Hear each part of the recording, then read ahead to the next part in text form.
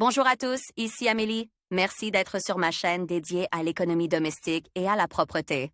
On va plonger directement dans le sujet, alors restez avec moi.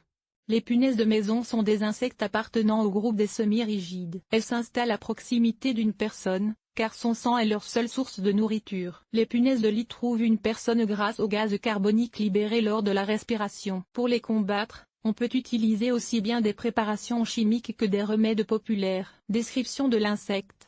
Les punaises de lit domestiques sont de petits insectes suceurs de sang. Elles passent la plupart de leur temps à se cacher et ne partent pas en chasse plus d'une fois par semaine. La femelle ne pond que lorsqu'elle a l'estomac plein. La particularité de la reproduction de ces insectes est qu'une fois fécondée, la femelle pond des œufs tout au long de sa vie. Au total, ils peuvent atteindre 500 pièces. Ils sont de couleur blanche et mesurent 1 mm de long. En fonction de la température de l'air, la larve apparaît au bout de 5 à 30 jours. Les larves de punaises de lit sont appelées nymphes. Elles sont totalement transparentes, de sorte que lorsque l'insecte est saturé de sang, il est visible à l'œil nu. La maturation dure 1 mois. Dans des conditions défavorables, les punaises de lit peuvent migrer. Elles développent une vitesse pouvant aller jusqu'à 1 mètre par minute. Voie d'entrée dans la maison. L'insecte peut apparaître dans n'importe quel appartement, indépendamment de la propreté et de la présence de déchets. Plus le nombre de personnes vivant dans la pièce est élevé, plus les risques d'apparition de l'insecte sont importants. Les principales voies d'entrée d'une punaise de lit dans une maison ou un appartement sont les suivantes.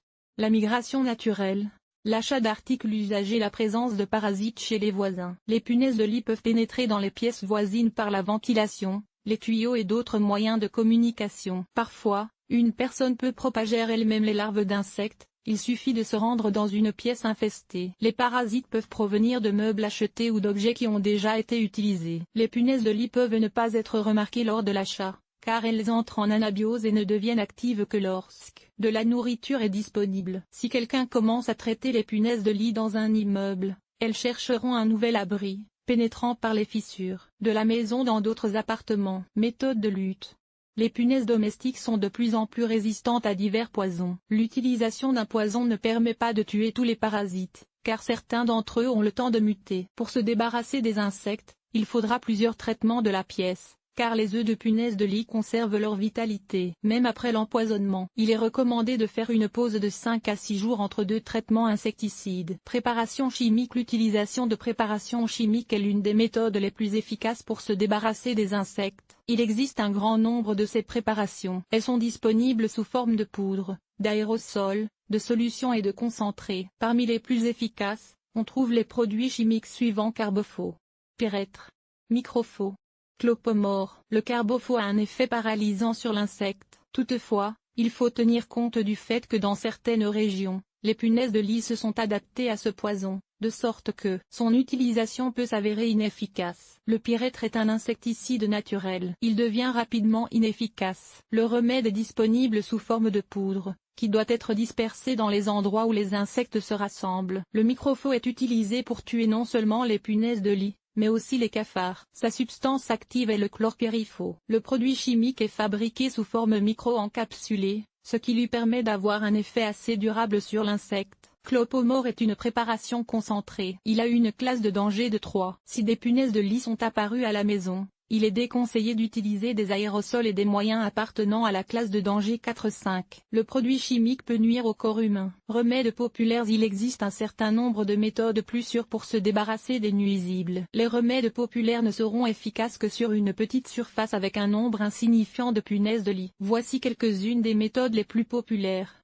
La congélation, traitement à la vapeur ou à l'eau bouillante. L'utilisation d'herbes.